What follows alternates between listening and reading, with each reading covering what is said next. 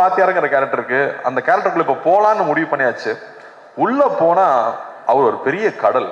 புரட்சி தலைவர், மக்கள் திலகம், பொன்மன செம்மல்னு அவர் மக்கள் அவருக்கு வச்சிருக்கிற பேர் அவ்வளோ பெரிய பேர். அவரை பத்தி பேசினாலே புல்லரிக்குது எனக்கு. ஏன்னா அவரை பத்தி தெரிஞ்சுக்க ஆரம்பிச்சது இந்த படத்துக்குள்ள போனதுக்கு அப்புறம் தான். Love you boys, love you. இன்னைக்கும் love you guys, love you மக்களே. இன்னைக்கும்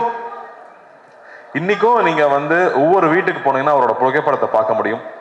ஒண்ணு அதுக்கு பொட்டு வச்சு மாலை போட்டு சாமி கும்பிட்டு இருப்பாங்க, இல்லாட்டி பெருமையா அந்த முகத்தை பார்க்கணுங்கிறதுக்காக வச்சிருப்பாங்க.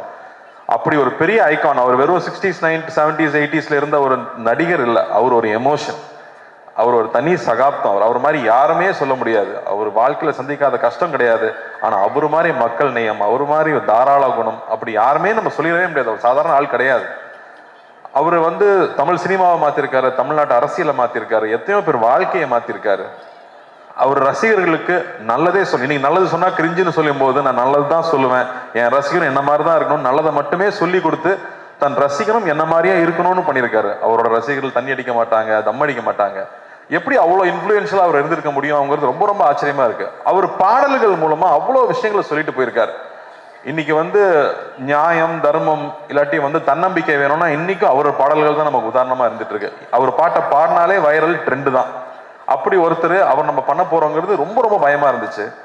இன்னும் அவரோட பத்தி இன்னுமே பேசிட்டு இருக்கோம், அவரை பத்தி பேசிட்டு இருக்கோம். அவர் ஒரு பாட்டுல சொல்லியிருக்காரு, வாழ்ந்தாலும் மறைந்தாலும் பேர் சொல்ல வேண்டும், இவர் போல யார் என்று ஊர் சொல்ல வேண்டும்னு அவரே பாடிட்டு போயிட்டார். தன்னுடைய வாழ்க்கையே மக்கள் பணியா இருக்கணும், மக்களுடைய நன்மை தான் என்னுடைய வேலைனே ஒர்க் பண்ணியிருக்காரு. அதுக்கு முத்தாய்ப்பா நம்மளோட சென்னை சென்ட்ரல் ஸ்டேஷனுக்கு அவரோட பேரை வச்சிருக்காங்க. புரட்சி தலைவர் doctor MGR Chennai central station பேரு. ஒரு நாளைக்கு கிட்டத்தட்ட 400 ட்ரெயின் இங்கிருந்து கிளம்புது.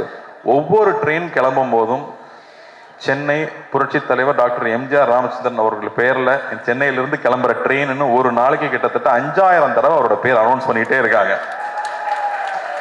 அப்படி வாழ்றதுன்னா அப்படி எப்பேற்பட்ட வாழ்க்கையா இருக்கும், அவர் எப்பேற்பட்ட மனிதரா இருக்கும். அவரை நம்ம இங்க கொண்டு வந்து சேர்க்கணுங்கிறது சாதாரண விஷயம் இல்லை. ஸோ தொடர்ந்து அவர் படங்களையே பார்க்கறது. இன்ஃபேக்ட் சிலம்பம் கிளாஸ்லாம் போய் ரொம்ப நாள் ஆயிடுச்சு. நான் தெரிஞ்சு இந்த ஷூட்டிங் டைம்ல காலையில 1 hour ஈவினிங் 1 hour ஷூட்டிங் போயிட்டு வந்துட்டு முன்னாடியும் கண்டினியூஸா ஒரு 1 month ப்ராக்டிஸ் பண்ணேன்.